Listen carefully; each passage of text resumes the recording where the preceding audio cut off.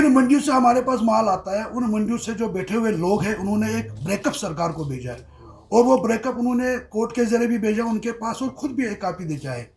उस ब्रेकअप में वो ये लिखते हैं कि जो हमारे पास यहाँ होलसेलर के पास सप्लाई आती है, ड्रेस मीट आता है, वो 554 रुपये हमारे पास किलो पहुँचता है। बिल्कुल एक ब्रेकअप है, रजिस्टर्ड लेवल पे उन्होंने उनको भेज दिया, थ्रू कोर्ट भी इसके कॉपी सरकार के पास गई। अगर 454 रुपये होलसेलर के पास पहुंचता है तो उसके बाद मुझे एक रिटेलर को देना है, तो मैं अपना मार्जिन लगा के तो उसको दे दूंगा ना, उसके बाद वो अपनी दुकान पे भेजेगा। तो सरकार ने अगर उनके पास 554 रुपये का ब्रेकअप पहुंचा तो मैं कैसे 450 में होलसेल रेट में गोश्त बेचूंगा, और दुकानदार कैसे 480 रुपये बेचेगा। दूसरी बात, ये सरकार से सवाल है। दूसरी बात, सरकार ने अपने जो डिपार्टमेंट उनका शीप हस्बेंड्री, उन्होंने उनसे ब्रेकअप मंगवाया। उस ब्रेकअप में सरकार के जो डायरेक्टर है एनिमल हस्बेंड्री है, उन्होंने ये कहा कि हमारे पास जो प्रोडक्शन रेट है, जो उन्होंने एनालिसिस किया है उस प्रोडक्शन रेट में, वो कह रहे हैं कि 476 रुपये प्रोडक्शन रेट है। मैं सरकार के इस बात को मानता हूँ कि 476 रुपये उनके पास जो है वो प्रोडक्शन रेट है, उसको भी मैं मानता हूँ। और मैं दूसरी बात ये भी मानता हूँ कि कश्मीर में क्योंकि शीप हस्बेंड्री सप्लाई देती नहीं है, चलो इस बात को भी मानेंगे कि ये फार्मूला हम थ्रू आउट कंट्री बाहर के फार्मर पे भी ये लगा देंगे कि 470 रुपये बाहर के फार्मर को भी यूनिट या प्रोडक्शन रेट तैयार हो जाता है। अब जिस फार्मर के पास 476 रुपये में तैयार होता है प्रोडक्शन रेट, अब उसके बाद वो फार्मर उस माल को उठा के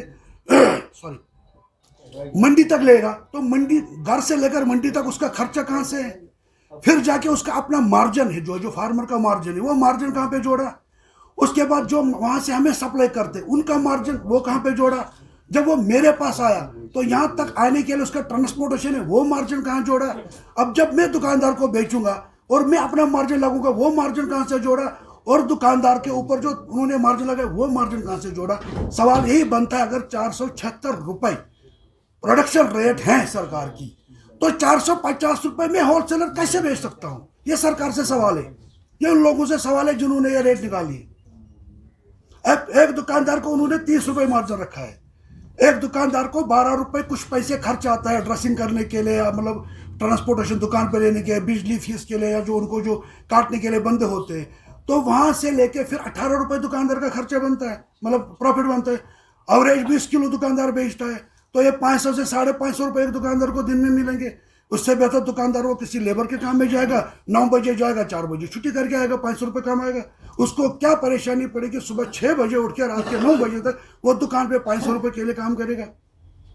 सरकार का ये तरीकाकार जो है ये एक डिक्टेटरशिप अंदाज है, एक लाठीचार्ज तरीके से हमारे साथ रेड की गई और हम पे ये थोपी गई है ना। में तब अगर हम में कहीं गलत, हमने जो ब्रेकअप, हमारे लोगों ने जो ब्रेकअप दिया, जो दिल्ली में लोग बैठे, अमृतसर में लोग बैठे, उन्होंने जो ब्रेकअप, वो उस पर डिस्कस कर लेते,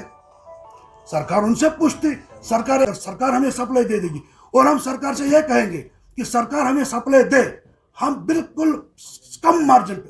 मैं अपनी तरफ से उन्होंने हमें बोला कि 30 रुपये दुकानदार को नफा है, हम दुकानदार से रिक्वेस्ट करेंगे कि 2 महीने के लिए आप इससे भी कम नफा करके बेच दीजिए। हम एज ए होलसेलर हम 1% भी नफा नहीं ले लेंगे, सरकार अगर हमें 400 में दे देगी हम 400 में ही बेचेंगे।